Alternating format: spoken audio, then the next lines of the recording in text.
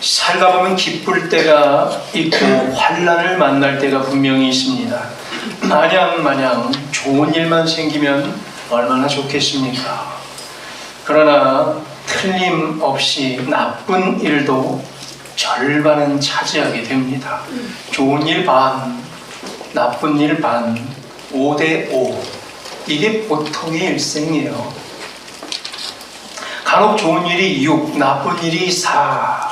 이렇게 되면 6대4가 되면 주변에서 볼 때 그 집안은 좋은 일만 생겨 보입니다. 반면에 좋은 일이 4, 나쁜 일이 6이면, 즉 4대6이 되면 주변에서 볼 때 그 집안은 안 좋은 일만 계속 생기는 것 같아 보입니다. 그런데 거기에 5대5에서 6대4냐 4대6이냐, 여러분 어떤 것 같습니까? 6대4 아니면 4대6인 것 같습니까? 평소엔 주로 5대5입니다. 엊그제 우리 고1 아들, 기숙사에 살고 있는 아들이 전화가 딱 왔어요. 아빠, 나 모의고사 성적 올랐어요. 할렐루야, 역시 6대4. 그런데 아빠, 머물들어. 사실 나 사고 쳤어. 뭐 또 왜? 장난치다가 친구 노트북 컴퓨터 떨어뜨려서 다 망가뜨렸어. 되게 비싼 거래. 수리비가 100만 원이래. 4대6. 갑자기 하늘이 무너질 정도는 아니지만 부글부글 끓어오르죠. 이놈 자식 그냥.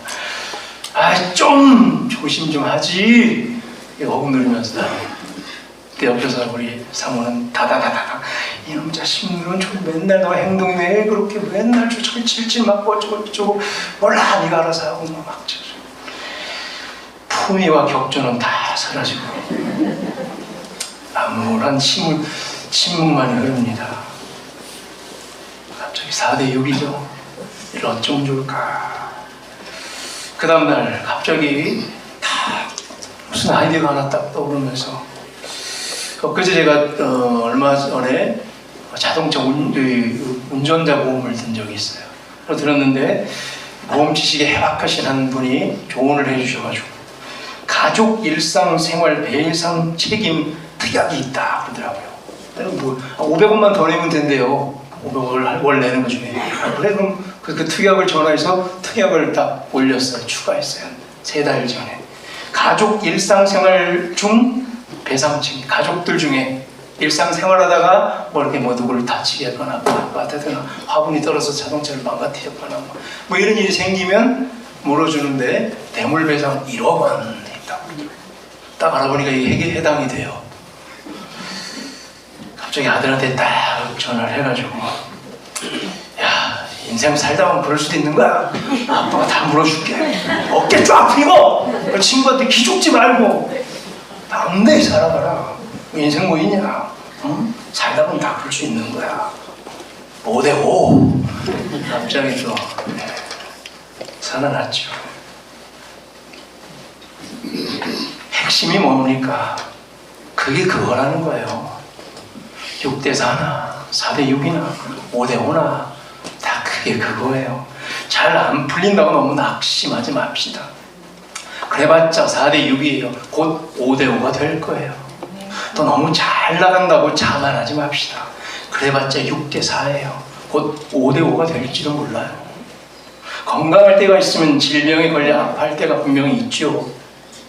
합격할 때가 있으면 분명히 떨어지고 실패할 때도 있어요. 죄다 합격한 사람이 어디 있습니까? 실패할 때도 있어요. 기분이 괜히 어떤 날 상쾌할 때가 있는데 괜히 어떤 날은 기분이 참 잡할 때가 있어요.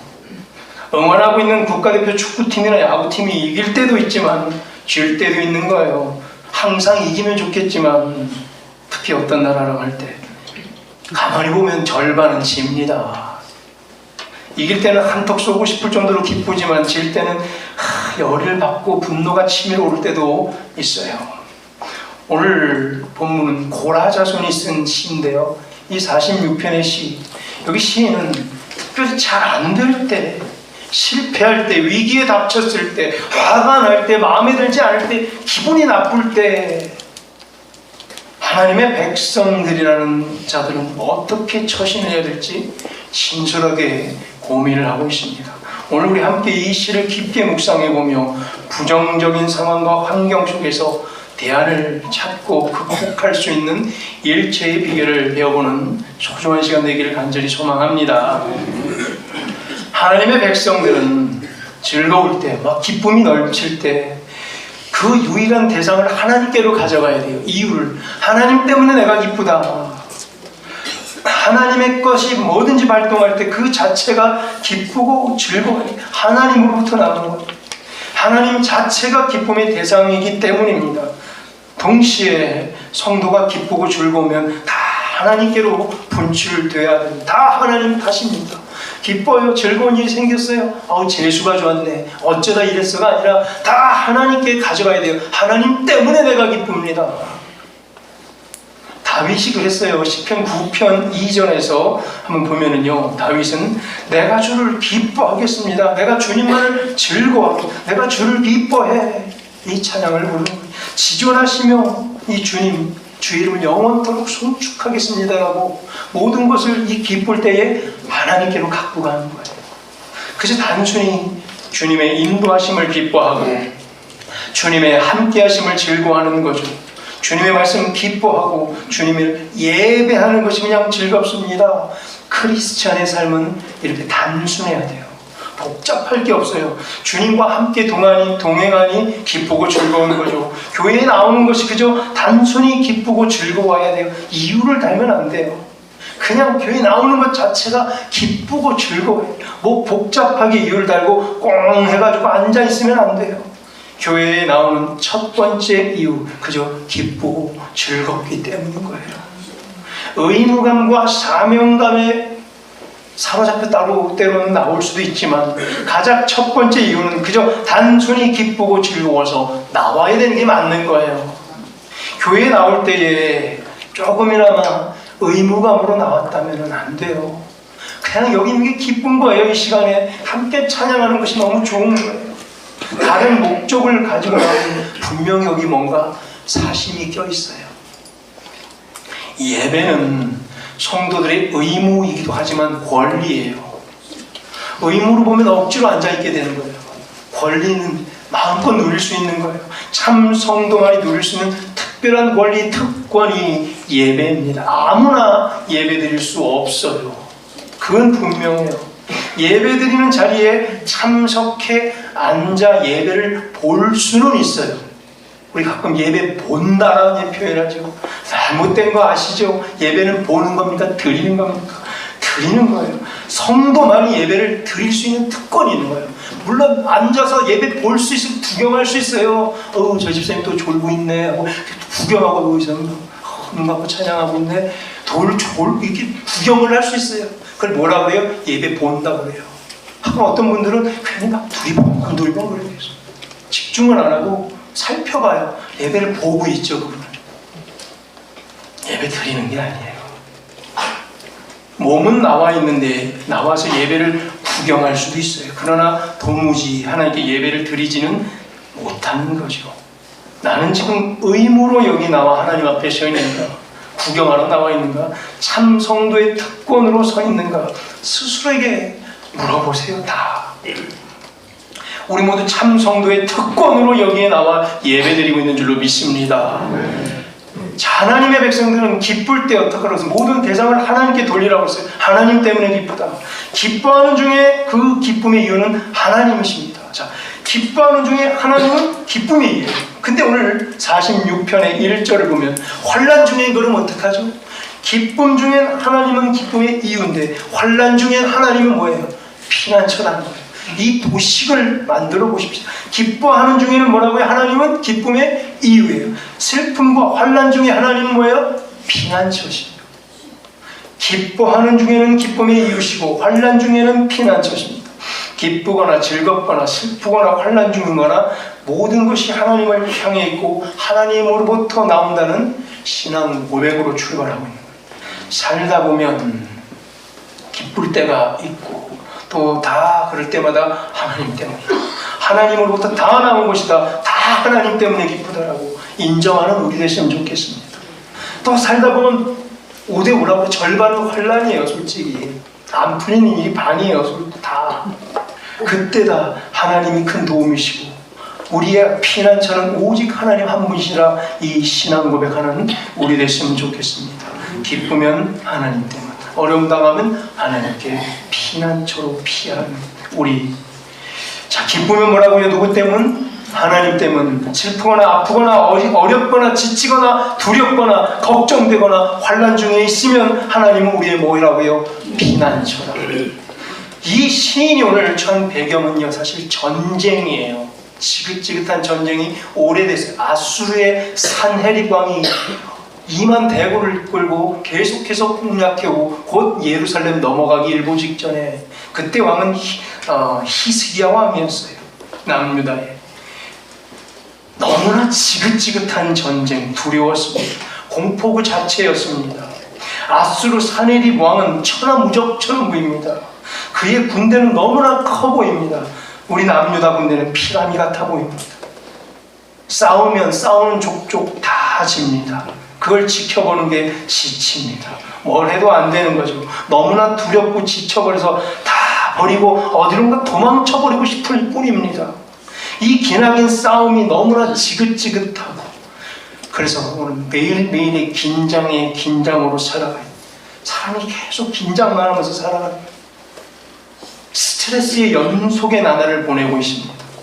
빨리 이 전쟁이 끝나기만을 바랄 뿐입니다. 9절이 이 시인이 바라는 유일한 바람이에요. 9절을 보세요. 이 바람, 전쟁을 쉬게 하시며 활을 꺾고 창을 끊으며 수레를 불사르시는도다.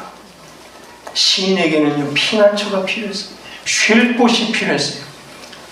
불같은 열정으로 선교지에 가서 복음을 휩쓸고 다니는 선교사님들, 탱크 같은 선교사님들도 때로는 쉴 곳이 필요할 때가 있어요. 지칠 때가 있어요.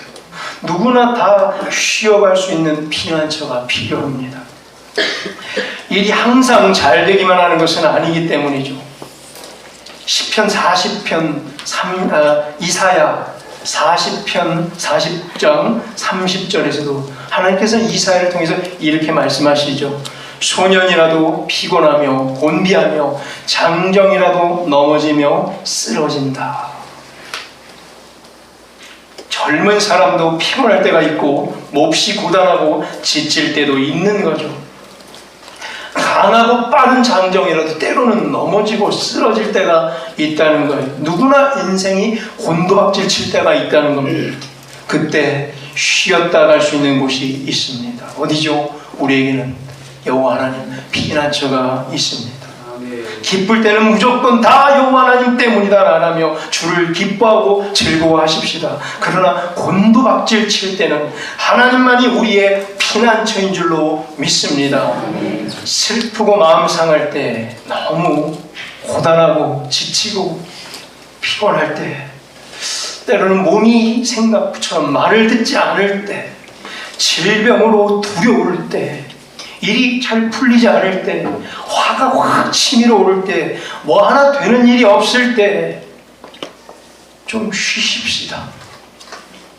피난처를 찾아가십시다. 하나님께서 전쟁을 쉬게 하실 줄로 믿습니다. 활을 꺾으시고 창을 끊으시고 수레를 불살라 버리셔서 더 이상 안 싸워도 되게끔, 싸움이 없는 평화의 시대 샬롬, 더 이상 공동체 안에서 누굴 향해 활을 쏘듯이 쏘아대지 마십시다. 더 이상 공동체 안에서 누구를 창으로 찌르듯이 찔러대지 마십시다. 무장 해제하십시다. 좀 쉬십시다. 여호와를 그리고 찾으십시다. 인간의 생각이 자꾸 앞서니까, 인간의 작전이 자꾸 서니까, 인간의 뜻이 먼저 앞서니까 그 깊이 전후 좌우는 못 살피고 그냥 일단 쏴대고 찔러대고 보는 거. 각자 다 힘들고 지쳤기 때문에 그러는 것도 이해되지만 우리 다 쉬십시다. 그럼 여호와를 찾으시면 되는 거예요. 하나님의 우리의 피난처가 되신 줄로 믿습니다. 여기 나와 있는 게 우리가 쉬는 거죠. 피난처잖아요. 샬롬의 상태. 이 시인도 오늘 너무나 간절히 사모하고 있어요. 샬롬의 상태를. 평안, 샬롬, 무장 해제가 가능한 상태. 내가 손을 내밀어도 상대방이 손 내밀 수 있는 상태. 뒤에서 칼로 푹 찌르는 것이 아니라 포로에서 풀려나서 마음껏 피난처에 가서 쉴 수 있는 상태. 포로가 된 채, 긴장한 채, 말을 아끼는 채, 언제 무슨 비방이 날라올지 몰라서 스트레스 받고 긴장하는 상태가 아니라 무장 해제에서 진정으로 피난처에서 평안을, 샬롬을 누리는 그런 상태. 왜요? 누군가 값을 지불했잖아요. 쉴 수 있는 상태, 뭐라고 그랬어요? 샬롬이잖아요. 샬롬이 몸값이죠. 예수 그리스도의 십자가 몸값을 샬롬이라고 그러는 거예요. 그가 다시 샀잖아요. 엑스 아고라죠. 다시 대속해서 지불해서 사냈잖아요. 예수님께서 값을 다 지불했는데 왜 우리는 서로서로 돈을 내놓으라고 하세요? 예수님께서 다 지불하셨는데 돈 내놔라, 더 내놔라 라고 값을 요구하고 있는 거예요. 어디서요? 이 피난처에서 샬롬을 다 망가뜨리며 평안을 다 뺏어가며 스트레스를 주며 긴장의 연속을 꼬리를 물게 하는 예수님께서 다 지불한 줄로 믿습니다. 몸값 우리 요구하지 마십시다. 무장 해제하고 몸과 마음을 다 풀어놓을 수 있는 곳, 피난처 같은 곳, 우리 부성교회 공동체 되기를 간절히 소망합니다. 세상에서는 시달리죠. 참아야 하죠. 억지로 속으로 분을 사겨야 하죠. 걷지 않고 달려야 살아남을 수 있죠. 세상에서는 경쟁해야 되잖아요. 상대방의 약점을 파헤쳐 몰아붙여야 살아남을 수 있고 서로 곤궁에 빠뜨리게끔 골목길로 막다른 걸 모르고 몰아가야 내가 살 수 있잖아요. 근데 여기서 부정교회 오면요, 몸과 마음의 짐을 다 풀어놓을 수 있는, 쉴 수 있는 피난처가 쫙 펼쳐지기를 간절히 축원합니다. 서로 진심으로 위로하고 좀 덮어주고 안아주고 기다려주고, 무슨 이유가 있겠죠. 피치 못할 이유가 있겠죠. 기다려줄 수 있는, 좀 격려해주는 피난처. 그래서 여기 그냥 너무나 힘들고 지칠 때, 인생이 4대 6으로 될 때 여기 와서 고민 보따리를 마음껏 풀어놔도 화살 맞지 않고 창에 찔리지 않는 건가? 피난처. 수레가 다 망가져 말을 돌리고 여기저기 달리면서 자기 의견을 보태서 괜히 말을 돌리지 않고, 여기는 그런 곳. 그래서 또 오고 싶고 계속 더 있고 싶고 아예 여기 거주해 살고 싶은 곳, 피난처. 하나님의 임재가 있고 진리의 말씀이 그대로 해석이 되고 성령의 능력이 막 나타나며 예수 그리스도의 진정한 샬롬이 있는 곳, 우리 부성교회 되기를 간절히 축원합니다. 예수님께서 다 지불하셨습니다. 십자가에서 우리 몸값을 다 지불하셨습니다. 샬롬이라는 평안을 우리 모두에게 주시라고 엑스아고라주 하셨어요. 대신 값을 치르셨어요. 대속하셨어요. 이제 하나님의 크신 날개 아래 마음껏 몸과 마음의 짐을 다 풀어놓으십시다. 하나님의 위로와 터치가 있고 공동체들의 사랑과 섬김이 진하게 묻어나오는 이곳에서 잠시 쉬었다 가십시다. 우리 부성교회가 그러한 하나님의 피난처 되기를 간절히 소망합니다. 진정한 피난처를 만난 사람들, 그 피난처에 거하는 사람들, 샬롬의 평강을 얻은 자들은 본질을 알게 돼요. 샬롬이 있기에 본질을 보아요. 샬롬이 없으면 주변만 봐요. 왜? 언제 창 맞을지 칼 맞을지 모르니까 맨날 주변만 둘러봐요. 그런데 샬롬이 있는 자들이 있으면 본질을 볼 수 있고 본격적으로 내다들 수 있어요.